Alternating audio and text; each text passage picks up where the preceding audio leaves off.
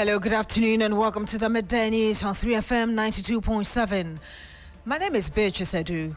The news is also live on Kasmi 107.1 FM and across the world at 3news.com. Coming up in the next 30 minutes.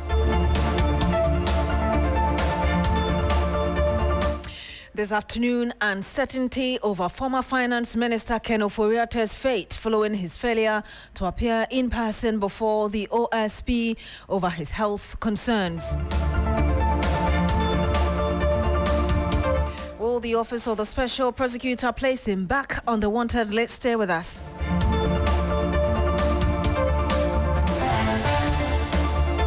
Also coming up, lawyers withdraw application for variation bail for embattled Ashanti Regional MPP Chairman Wontumi.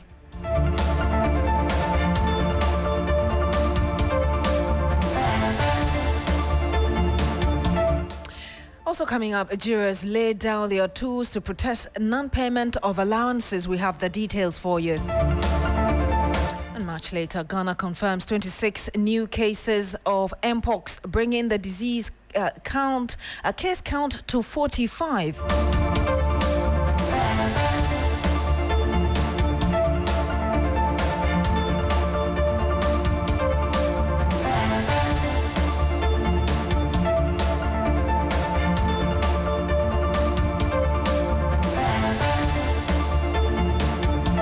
Thank you very much for joining us today. Now, this afternoon, uncertainty has clouded the much-anticipated meeting between former Finance Minister Ken Ofori-Atta and the Office of the Special Prosecutor.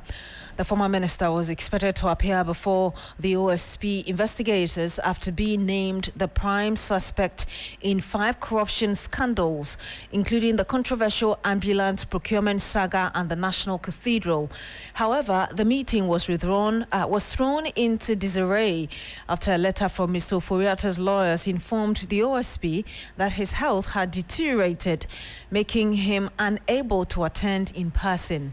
Instead, his legal team has proposed a virtual meeting. It is unclear whether the investigative agency will accept this. The OSP had previously warned non-compliance could result in Ofori-Atta being declared a fugitive from justice and placed on an Interpol red notice, a move that could trigger international arrest and extradition proceedings. This is the second time Mr. Ofori-Atta is failing to appear in person after a similar invitation. Private legal practitioner and member of Movement for Change, Andrew Dankwa, says the excuses by the former finance minister and his team create an impression of him evading the OSP.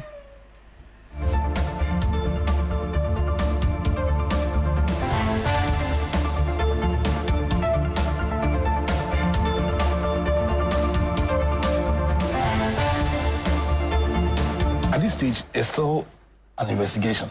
I don't think the OSP has charged him, has he?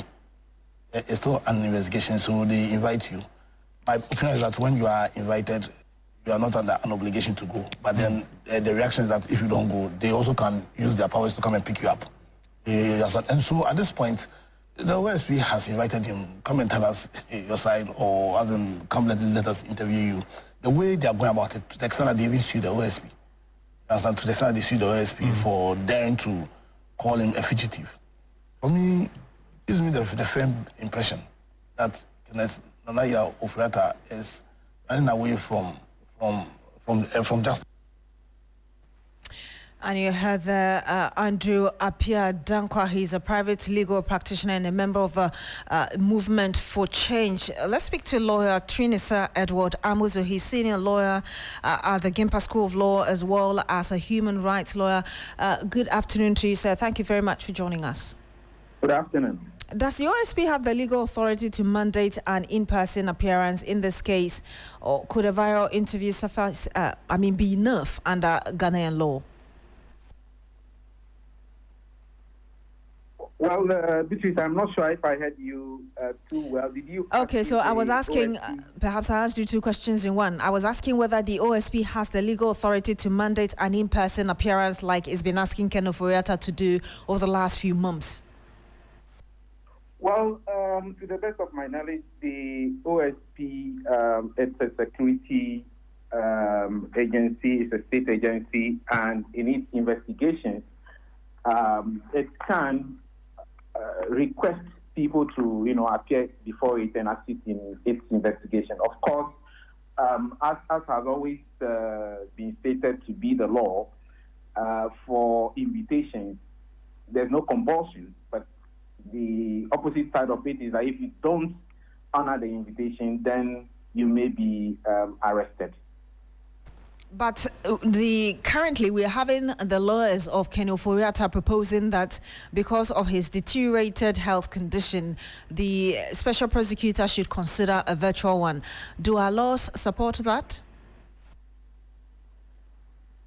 I think so. If you read the our Electronic Transactions Act, a lot of things are encouraged. We're supposed to be, going digital.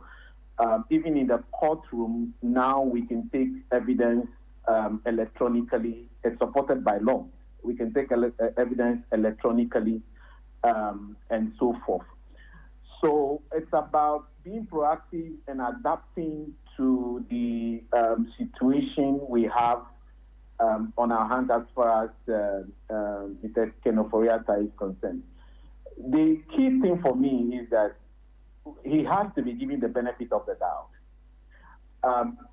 If there is evidence, as I understand his lawyers have provided to the Office of the Special Prosecutor, that he is undergoing medical treatment, then I think the basic moral thing which we need to do is for us to give him the benefit of the doubt.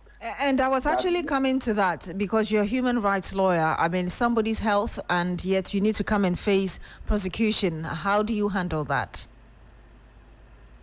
Yes, it's also a practice in our court that if you do not have the best, you are not in the best of your health condition, you can always, even in court, alert the court that you are not in the best of health to make yourself available. If the situation is such that you are able to talk remotely, then it is possible to use remote facilities for your interview and so forth. The special prosecutor, but from where the special prosecutor sees and how he looks at it, it appears they want him to be physically present before them. Of course, they may have their own reasons. I don't think there will be any compulsion in law that they must necessarily engage electronic services or use electronic media to do their investigation or conduct any interrogation they want to do. So it's an option for them to exercise if they want to do that. But I also don't think there's any compulsion for them to use those electronic media. Looking at the kind of explanations given by Ken Ofori-Atta, do you think that this time around perhaps the special prosecutor should accept this means of interrogating Ken Ofori-Atta, which is virtually? As I said before, the key thing for me is to give the man the benefit of the doubt, particularly as you have his lawyers communicating with you and indicating that he is not in the best of health. If I'm in the shoes of the special prosecutor, I will hasten very slowly. I will try the best I can do in the situation and give him the benefit of the doubt and hope that once his health improves, he will make himself available. And I think that has been the promise that the lawyers have been making, that if the man is well, he will make himself available. And they actually made a promise that he was going to be here, I think somewhere in May or early June. And here we are with early June, and we are being told that he is unwell. If the special prosecutor is convinced or has enough reasonable basis to believe that he is not being candid with the special prosecutor as far as his health condition is concerned, then it is for the special prosecutor to make that decision and carry the public along with as far as this is concerned, particularly as this matter has become very, very notoriously public. Indeed, and that's where I was going to. That's where I was going to, because if you look at the utterances and indeed the communication from the Office of the Special Prosecutor, it doesn't seem to me that the SP is convinced that indeed Ken Ofori-Atta and his team have given enough evidence that he's unwell. Again, I wanted to ask you, looking at the critical issues that he's been investigated for: petroleum and minerals, revenue assurance, Electricity Company of Ghana, contract termination, National Cathedral project, ambulance procurement, also GRA, tax P fund management, the one that was done by or published by investigative journalists. Looking at how serious these are, really, I know you talked about Tampa or the SP, the need for him to kind of handle this cautiously. Looking at the matter as well, how do you balance the two? Because these are really serious issues. Yes, Beatrice, for me, it's not that difficult at all, because, I mean, each and every one of us, all of us Ghanaians, we want accountability. Everybody wants Mr. Ofori-Atta to have his day before the special prosecutor or before the court and so forth. But the humanity and the humaneness of the processes matter extremely as well, as far as I'm concerned. So the man has to be well to fly to Ghana and appear before you. He can't, as far as I'm concerned, it is not reasonable to expect him to fly at the detriment or expense of his health. If you are receiving information from credible sources, including people that you can verify as medical practitioners outside of this country, including lawyers who are in the jurisdiction. Are you doubting the doctors? Are you doubting the lawyers? Here, it's difficult for me to appreciate, but it is also possible that the OSP, sitting where he sits, has a lot more information than those of us who are ordinary members of the public do have. So it is his call to make. But in the process of making that call, he has to be sure that he is putting out the right information, carrying the public along, because this matter has become, as I said before, very notoriously public. We expect the OSP to also act reasonably in the circumstance, because if the man is not communicating, I will say OSP, go all out and do whatever you can do to bring him down to Ghana. But I think there is communication between even if you're not convinced by the information being given you by the lawyers. It must take a lot for the OSP not to be convinced by the information being provided by the lawyers of Mr. Ofori-Atta, knowing the ethics of our profession. I don't think the lawyers, and they are not, any mean lawyers, I don't think any of them will want to put their professional pedigree, expertise, life on the line and come and tell something which is not true on behalf of Mr. Ofori-Atta. I mean, of course, I'm not holding brief for them, but just from knowing what I know from the public discourse as far as this matter is concerned, I don't think they will be coming to peddle falsehood. I haven't spoken to any of them, but this is my view from just looking at things from afar. We'll end it here. Thank you very much, lawyer Beatrice Edward Amuzu. He's a senior human rights lawyer at the Gimpa School of Law. And let me tell you that the special prosecutor will be having a press conference related to this. We understand later this evening around 5 p.m. We'll bring you an update as and when we have it. And we stay on Mr. Kissie Jabin because he's calling for a radical imagination of the fight against corruption at the West Africa Regional Anti-Corruption Dialogue. Kissie Jabin urged stakeholders to move away from abstract frameworks and instead anchor anti-corruption efforts in practical functionally specific strategies. He's also asking for the creation of a dedicated chapter on anti-corruption to strengthen the regional response. Mr. Chairman, corruption is debating us. corruption is stifling us. We cannot enhance access to education and healthcare for women based on the way we are fighting corruption. The theories are not bearing out what we are encountering right now. The theories do not match the practice. Corrupt actors are becoming very ingenious. If you revisit this.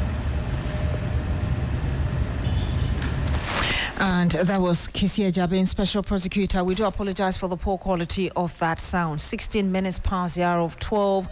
Now, the Ashanti Regional Chairman of the New Patriotic Party, Bernard Entry-Boisiako, also known as Chairman Wontumi, has withdrawn an application at the High Court seeking a review of his bail conditions.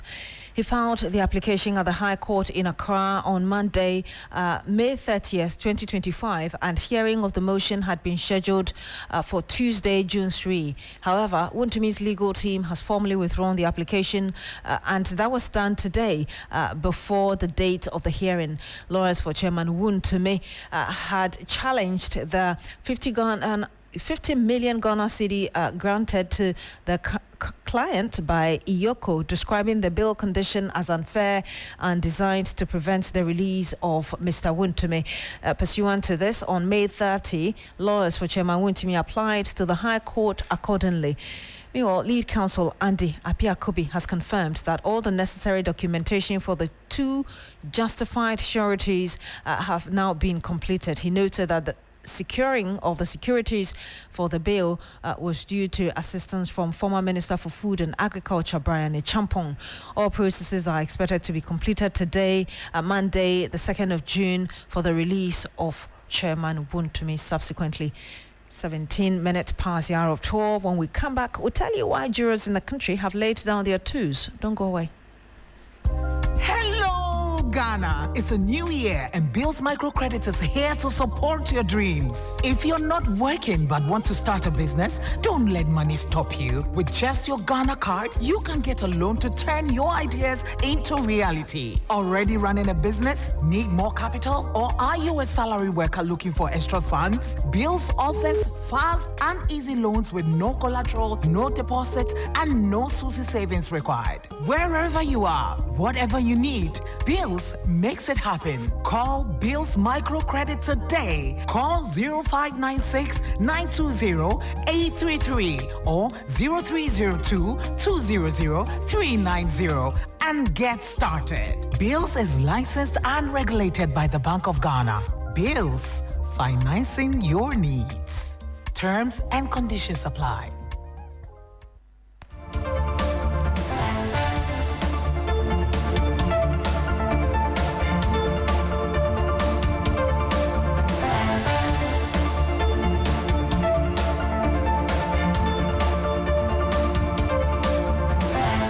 And you're still here on the Midday News on 3FM 92.7. Thank you very much for staying. Now, jurors in the country have laid down their tools to protest the non-payment of allowances. The jurors note that after the industrial action last year, a portion of the arrears was paid. However, the arrears from October to date remain unpaid by the government. Complainants seeking justice for their families in murder cases will bear the brunt of the situation, as all cases requiring jurors will be suspended. Cases that will be affected include the Abisim murder trial, JB Dankwa retrial, Gregory Afoko retrial, among others. So let's speak to Justice Opoku. He's a juror and he joins us live on the phone. Good afternoon to you, sir. Thank you very much for joining us. Yeah, good afternoon. We understand that you're owed from October to date. Are you able to tell us how much that is in monetary terms? Yes, I think the court owes for, 8 months now to date. And we have made all the necessary efforts to take the money, but since the money is not coming forth, we have no option than to go and sit down strike. 8 months, that's how much in monetary terms? The money, I cannot tell you because it depends on the number of sitting that one had in a particular month. If you say that you have made all the necessary efforts, but it seems you did not get what you needed, what do you mean by that? Gone to the acting CJ, for him, he's a nice person. Anytime his doors are open for us. So we've been going there. So you mean you spoke to the Chief Justice? Yes. And then the Director for Finance, and we have exhausted all the avenues. Yes. That is why today we are on strike. So since you declared this indefinite strike, have you heard any word from anybody? No. We haven't heard any word from anybody. All right, we'll have to end it here. Thank you very much. Justice Opoku is a juror, and he's one of those who have laid down their toes to protest non-payment of allowances. Now, Ghana has confirmed 26 new cases of Mpox, bringing the total number of cases to 45. 2 persons are on admission and being monitored with no deaths recorded yet. Now, 3FM sources tell us that more than 8 regions have so far recorded cases as surveillance heightens across the country. The general public is entreated to report to the nearest health facility if they notice any symptoms, while contact tracing continues. Now, let's bring you some more here as regards what we know about Mpox and the outbreak so far. Now, Mpox spreads from animals to humans and from humans to animals. Mpox, formerly known as monkeypox, is a viral disease characterized by rash, fever, headache, muscle aches, back pain, low energy, and swollen lymph nodes. Now, close contact with infected individuals, animals, or contaminated materials are the primary mode of transmission. There are 2 types of the Mpox virus, Clade 1 and Clade 2. Both spread the same way and can be prevented using the same methods. Now, since the global outbreak of the disease, more than 100,000 cases have been recorded in 122 countries, including 115 countries where Mpox was not previously reported. The countries of Burundi, Democratic Republic of the Congo, Kenya, Rwanda, Tanzania, among others, have also been experiencing sustained human-to-human transmission of the virus. There's also evidence of sustained transmission in Central African Republic and the Republic of Congo. Also, countries reporting travel-associated cases of Clade 1 Mpox since January 2024 include Angola, Australia, Belgium, Brazil, Canada, China, France, Germany, India, Ireland, the United States, Zimbabwe, among others.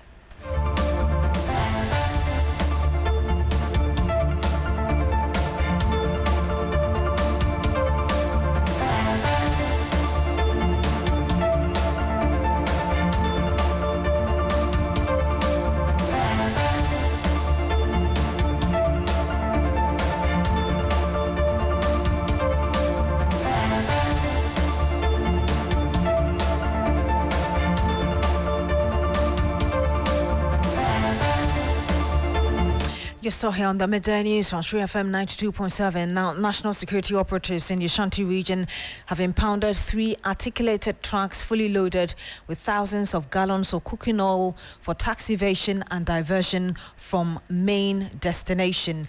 The incident happened on Monday, June 2, following a tip-off. A Nigerian truck, a Ghanaian truck, and a Burkina Faso truck were impounded in the process. Head of Special Monitoring and Intelligence Team at the National Security, Hajia Rashida Mahama, during a media briefing said that her team had monitored the trucks from Accra to Kumasi for the past 4 days. She said that out of the total number of 6,688 gallons of oil, only 4,320 had their duties paid by the agent, evading duties for some 2,368. So when the call came, suspecting these particular trucks, I had to put boys to monitor it from Tema to motorway, and then it was back to custom bonded house, and now in Kumasi. and I want to make sure I do a good job for Mother Ghana. And also, I want to send a signal to the businessmen and women. I've not been given the position to bully people, but if you fall as a victim, I will carry you away. Please, let's come together and work for Mother Ghana. Thank you very much. Per the document they have, it was 4,320 for the 3 trucks.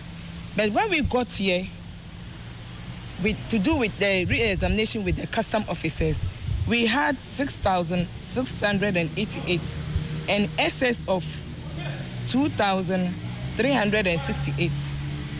That is the difference of the excess. It's 1,326.80. It's a lot, especially the transits that normally claims they go to Burkina Faso. They end up offloading the goods in Greater Accra or Asante region. And most of them comes to Asante region. So this time I'm going to be on them. The transit trucks, they should get ready for me. Anytime I see a truck packed more than 2 days, I'll go after that truck. Thank you very much. And he had the head of Special Monitoring and Intelligence Team at the National Security, Hajia Rashida Mahama. Now, police in Takoradi are investigating a suspected human trafficking operation following the escape of a victim, Abubakar Makayoko. Preliminary interrogation suggests that Mr. Makayoko and several others were trafficked from Bobo, Ivory Coast. Police say that they are working with 2 translators to obtain more details from the victims. In a twist to the investigation, a man who reported to the Takoradi Central Police Station claiming to be the brother of one of the victims was also detained. Let's speak to Abraham Mensah, our correspondent who followed up on this story. He joins us live on the line. Abraham, what's the current condition of the rescued victim, Abubakar? So Abubakar is doing quite well. This morning, I left the Takoradi Central Police Station a few minutes ago. Apparently on the advice of the police that they would have to line up all these victims for questioning so that they narrow down to the ringleaders amongst them. So far, as he indicated, 2 translators, one of which is Abdul Ganiu, who initially made contact with Abubakar Makayoko and provided a lead as to the hideouts of these victims in Efiekuma. Have the police identified or confirmed the identity of the detained suspect yet? They are in process. I understand they had their luggages with them. They are getting a few information out of these victims, getting to identify where they're coming from. But what we understand is that most of them are from Bobo in Ivory Coast. And from the preliminary conversation that was held between Abdul Ganiu and Makayoko, they were promised some jobs here in Ghana. It appears to be a recruitment scam. And one of the ladies to which I interacted with Google Translator indicated she paid an amount of 200,000 francs, covering her hotel and feeding, only for her to end up in that kind of a space with dozens of people in that room. She opted to move out of the place, and later on was threatened that should she made any effort, they would injure her. The understanding I've gotten also from the assembly member who is also leading in this whole case is that the gentleman that earlier reported to the police claiming to ask of the whereabouts of one of the persons, of the victims, was pointed out by Makayoko as one of the ringleaders. He told Makayoko with a promise that he will pay him an amount of 40 million francs should he not divulge any information to the police. I understand this information has been given to the police, and then they will follow through with this lead. Abraham Mensah, I'll have to get back to you because of time, but thank you very much for bringing us these details. Log on to 3news.com for more news. My name is Beatrice Adu. Have a good afternoon.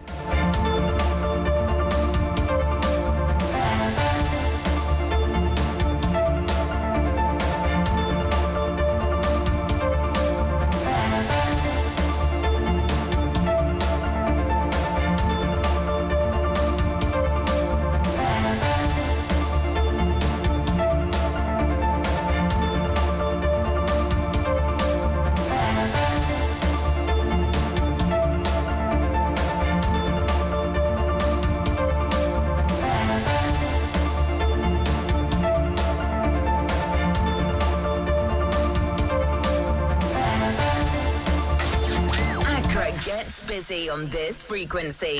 92.7 3 FM.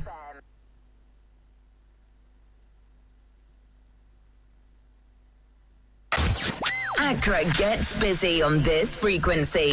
92.7 3 FM. Accra gets busy on this frequency. 92.7 3 FM.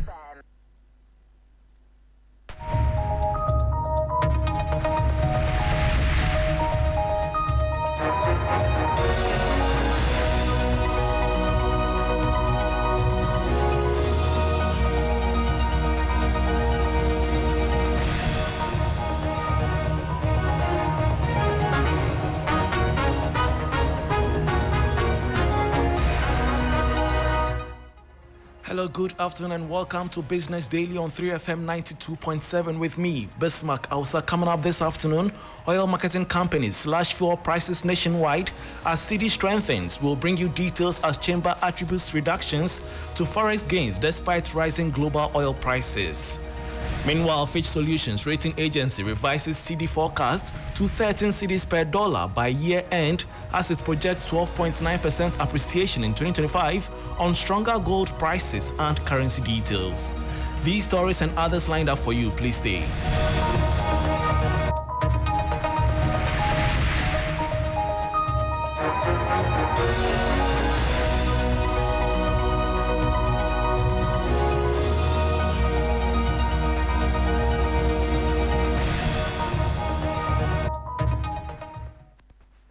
Thanks for your company. Now to the very first story. Consumers are breathing a sigh of relief at the pumps as oil marketing companies, OMCs, across the nation slash prices of petrol and diesel, citing the cedi's sharp appreciation against the US dollar, even as crude oil prices inch up on the international market. The following 3 Business News Desk report has the details.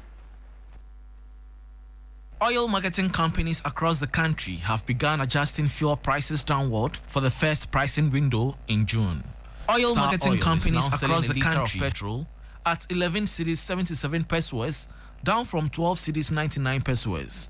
Diesel has also dropped by over 1 cedi to 12 cedis 49 pesos. Gulf, another major player, has reduced its petrol price from 13 cedis 27 pesos to 12 cedis 52 pesos. While diesel is now selling at 12 cedis 98 pesos. Allied Oil led the price drops last week, now retailing petrol at 12 cedis 15 pesos and diesel at 13 cedis 35 pesos. The Chamber of Oil Marketing Companies says these reductions have been triggered mainly by the cedi's recent gains, appreciating over 13% against the US dollar, from 13 cedis 99 pesos to 12 cedis 15 pesos in just 2 weeks. This is despite global crude oil prices showing signs of recovery, currently hovering around $64 per barrel. More OMCs are expected to follow suit this week, though industry analysts have raised questions about whether consumers are benefiting fully from the forex gains. And that was the 3 Business News Desk report on OMCs slashing fuel prices nationwide as cedi strengthens. Meanwhile, the cedi is expected to close the year 2025 stronger at 13 cedis to the US dollar, an upgrade from Fitch Solutions' earlier forecast of 15 cedis 50 pesos. The UK-based research firm says the cedi's 16% appreciation between April and May 2025, driven by higher gold prices, underpins its outlook. The following 3 Business News Desk report has the details. Fitch Solutions has revised its end-of-year forecast for the Ghana cedi, now projecting it to end 2025 at 13 cedis to the US dollar, up from an earlier estimate of 15 cedis 50 pesos. The UK-based research agency attributes this to a sharp 16% appreciation of the cedi between late April and mid-May 2025, boosted by rising global gold prices. It expects the local currency to continue gaining ground, forecasting a 12.9% appreciation over the full year 2025 from 14 cedis 70 pesos at the close of 2024. The stronger cedi, Fitch says, will ease inflationary pressures and create space for the Bank of Ghana to lower interest rates. Despite a surprise 100 basis points hike in March to 28%, The firm anticipates a total 200 basis point cut in the second half of 2025, ending the year with a policy rate of 26%. Fitch adds that a firmer currency will boost consumer purchasing power and drive faster household spending. Currently, the cedi is trading at around 11 cedis to the dollar. And that was a 3 Business News Desk report on rating agency Fitch Solutions revising its cedi forecast to 13 cedis per dollar by year end. Now, President of the Financial Literacy Educators Association of Ghana, Dr. Benjamin Amoah, is calling for a renewed national focus on financial literacy as a catalyst for economic development. He says Ghana as a small economy must broaden access to long-term capital by empowering citizens with knowledge of how financial markets work. According to him, without public appreciation and participation in financial markets, the country risks being deprived of essential financial resources needed for sustained growth. The country, Ghana, right, is a small economy, and for a small economy to grow, we must have access to pool of funds. The country normally borrows on the international financial market, and then also borrow domestically. Now, if the citizenry do not have good appreciation of how the financial market works and the opportunities in the financial market, there is high probability that they will not be engaged in the financial market, and that will deprive the country of the needed financial resources that we can use to develop the country from the long-term perspective.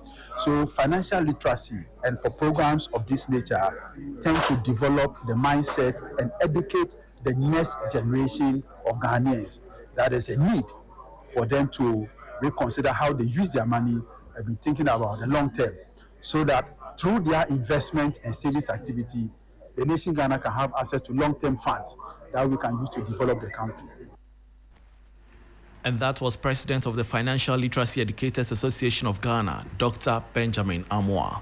Before we go, the Association of Building Contractors and Civil Engineering Contractors of Ghana has contributed or attributed the recent demolition of structures along watercourses in the capital to the growing trend of hiring unqualified artisans instead of licensed professionals. The following report has more. The comments follow recent flooding in the Tema West municipality, which caused significant property damage.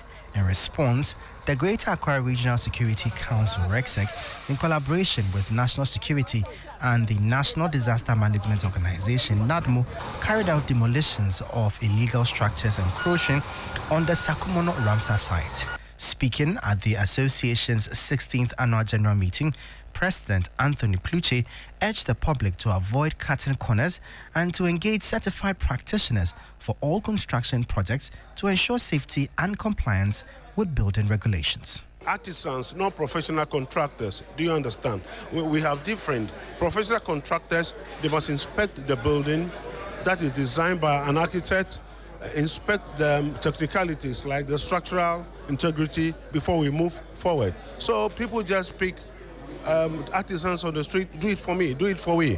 It's not the best. It will cost you more later. So please engage the contractors and they'll deliver for you. We are licensed, we have an association. So if we have done the job, any of my boys did a wrong job, come on, you hold us responsible. And that was a report on Contractors Association blaming flooding and demolitions of structures on unqualified artisans. And that brings us to the end of Business Daily on 3FM 92.7. With me, Bismarck Awusa. For more business stories, please check out our website, 3news.com. Thanks for your company.